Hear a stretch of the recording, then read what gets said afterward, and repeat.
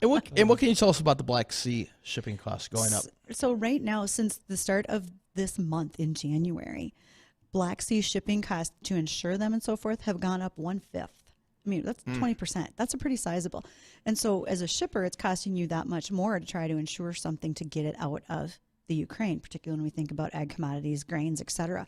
But also, there was a time frame in September, October, right after the deal with the UN deal was signed with Turkey, where there were about 10 ships per month that were getting inspected and sent out full of grain.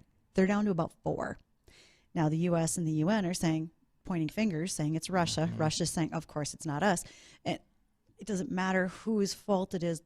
The significance is that slowdown has happened. We don't have the 22 crop moving out of Ukraine. We barely got the 21 crop out.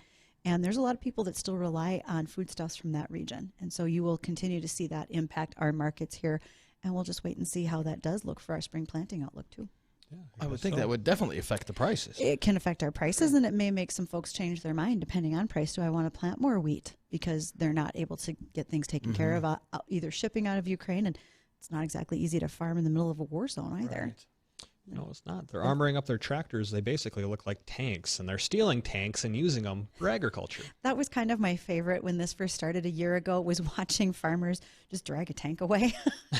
So I mean, there's a lot of things you have on the farm as equipment. I've heard, just last week our onion growers from New York said they use old deuce-and-a-half trucks from the Army. Mm-hmm. Wouldn't have thought of a tank, but they're using a tank to plow the field. I'm sure it has applications. Yeah. And I know we were just kind of touching on it, but have you heard any updates recently? I know we touched on it a week or two ago, but on how the grain export agreement is going over there. Well, that was set to go.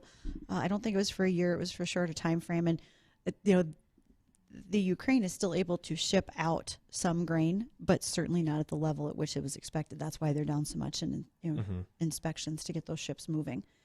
So I know that that's impacting a lot of what we do.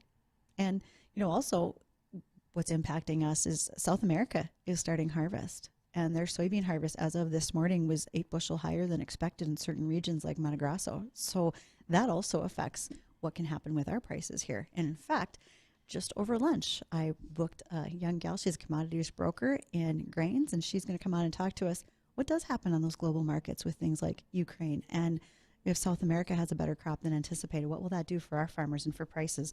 And we'll have her here on in mid-February.